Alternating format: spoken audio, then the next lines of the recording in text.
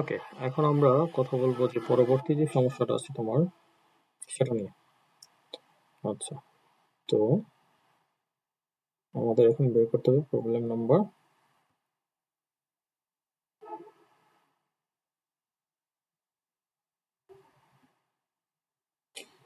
আচ্ছা, আমরা 9 বুঝিয়েছি এবং হচ্ছে 50টাকে বোঝার চেষ্টা করব। আচ্ছা, 50 নাম্বারে বলা হয়েছে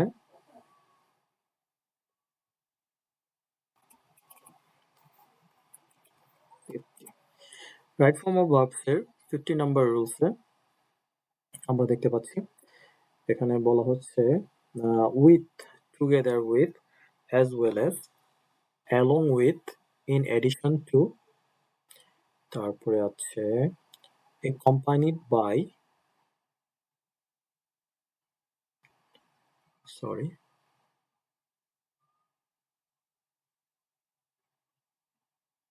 accompanied by দ্বারা কোনো নাউন বা প্রোনাউন যুক্ত হলে তৎপরবর্তী ভার্ব প্রথম সাবজেক্ট অনুযায়ী হয়। আচ্ছা, ওয়ার্ডগুলো মনে রাখতে হবে: with, together with, as well as, along with, in addition to, accompanied by।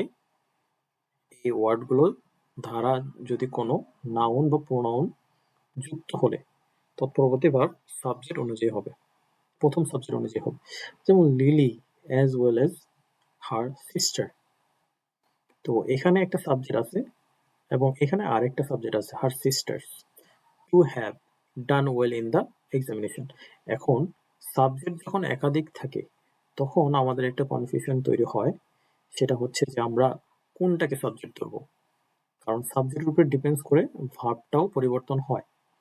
যেমন আমরা প্রেজেন্ট ইনডিফিনিট টেন্সে একটা নোট শিখেছিলাম যে প্রেজেন্ট ইনডিফিনিট টেন্সে সাবজেক্ট যদি থার্ড পারসন সিঙ্গুলার হয় তাহলে ভার্বের সাথে হ্যাজ বা ভার্বের সাথে অ্যাজ বা ইয়েস যুক্ত হয়।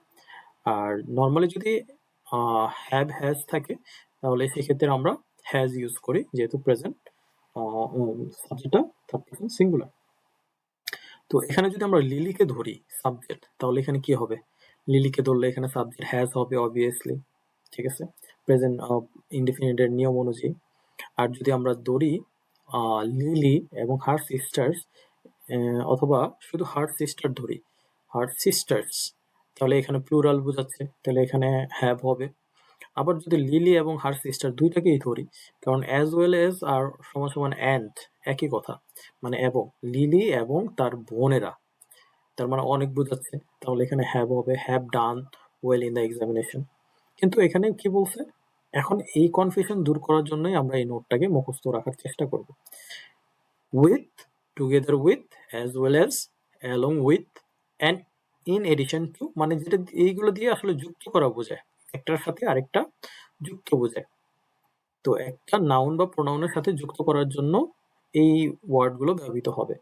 তো এগুলো দ্বারা যখন যুক্ত হবে তার পরবর্তী ভার্ব বলছে প্রথম সাবজেক্ট অনুযায়ী হবে। তার মানে হচ্ছে এই যে ভার্বটা, সরি, টু হ্যাভ, এই ভার্বটা আসলে ডিপেন্ডস করবে প্রথম সাবজেক্টটাকে ফলো করে। তাহলে প্রথম সাবজেক্ট লিলি আছে, তাহলে আমরা অবশ্যই এখানে হ্যাজ দিব, কারণ লিলি একটা থার্ড পারসন সিঙ্গুলার নাম্বার, যার কারণে এখানে হ্যাজ হবে।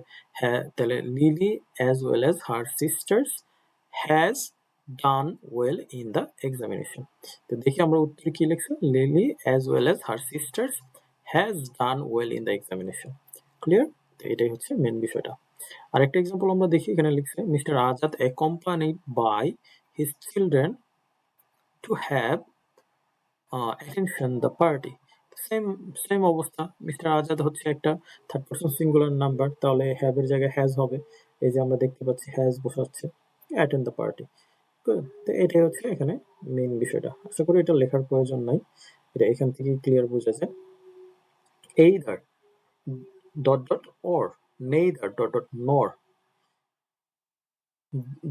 ধারা দুই বা ততোধিক সিঙ্গুলার সাবজেক্ট যুক্ত হলে ভার্ব সিঙ্গুলার হয়।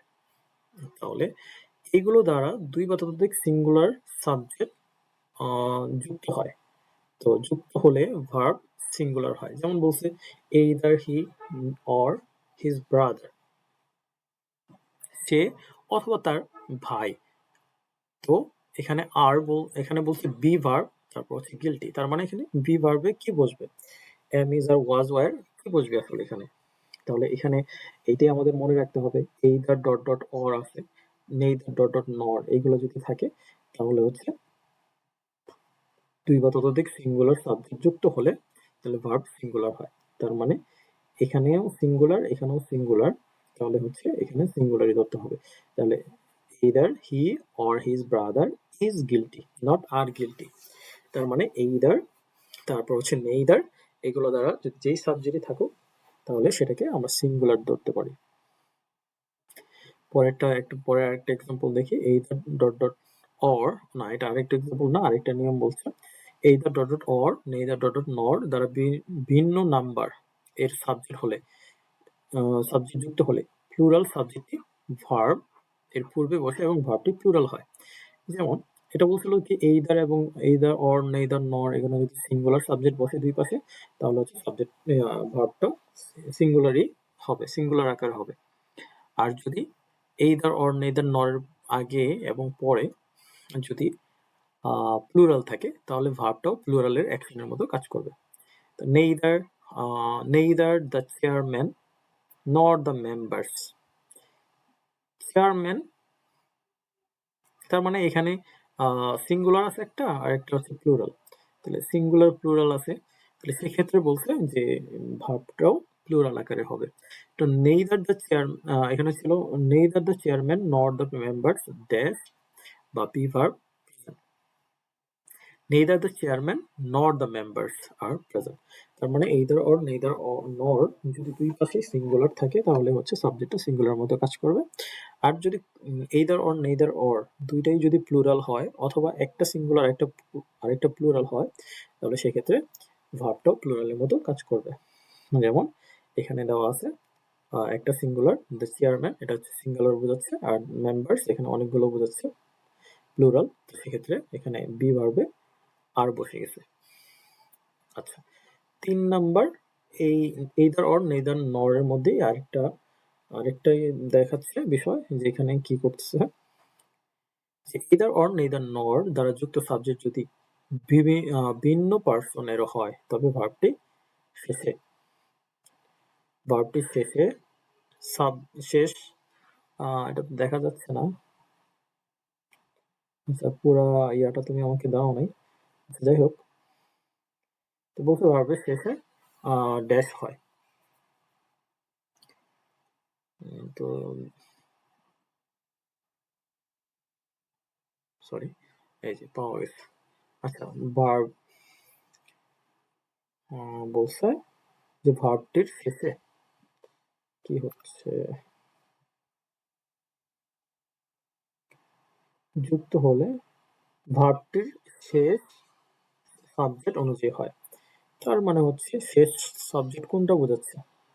যদি ভিন্ন পার্সনের হয়, যেমন নেইদার হি নর হিজ ফ্রেন্ডস, তার মানে হচ্ছে কি এখানে, আচ্ছা আরেকবার আমরা পড়ি, either or neither nor এর দ্বারা যুক্ত সাবজেক্ট যদি ভিন্ন পার্সনের হয় তবে ভার্বটির শেষ সাবজেক্ট অনুযায়ী হয়।